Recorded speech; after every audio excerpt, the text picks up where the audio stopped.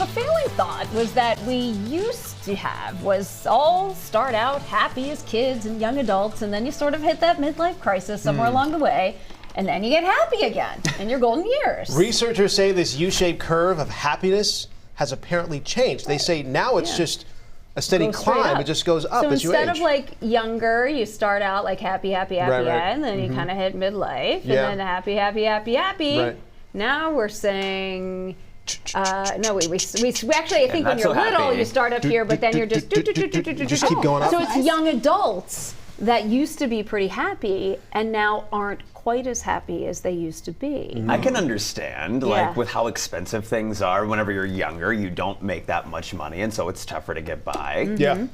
I found it interesting. They said the decline in youth happiness, they factored it. They said it was 2012 to 2013. That's when they said that's when it started. And the study, they actually said it coincides with smartphone and social media adoption. And I was like, why that time? So I actually did some research on this.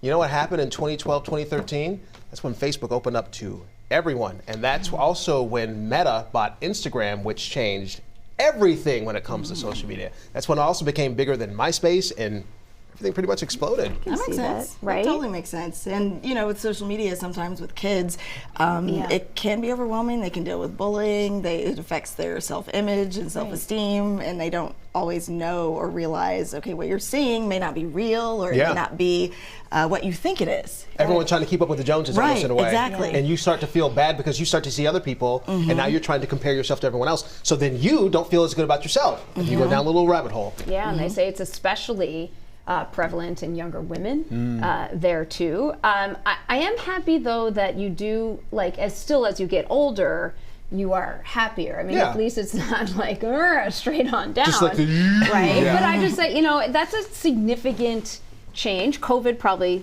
didn't help all that much either. Right? I think some of it is when you get older, you stop caring about the things that you cared about when you, like when you were a teenager in your early 20s. And I think what is most important, you get to the core of what that is. The things that matter at that point, all of a sudden they're not as important anymore. It does not matter that I have to do X, Y, and Z, or I've got to go out and do all those things. That's not what matters to me. That's not what's important. Your values change, right? Right. Yeah, and it's liberating. Oh my gosh, that's the word.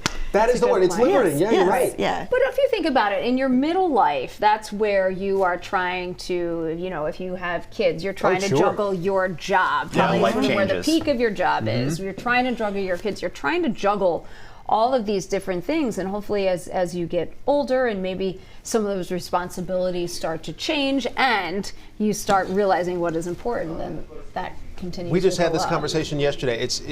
Things change. Doesn't get better. It just changes. Life changes. And you have the experience to know how to handle some of those that part right there. But didn't I say in my midlife crisis I was getting a red Corvette? So that should make me happier. Do you have it yet? No, not yet. So Not yet. You're not midlife. That's great. Hey, she hasn't bottomed out yet. That's what she's trying to tell you right now. Yes, I don't remember what we were talking about that day, but I said I was going to buy a red Corvette.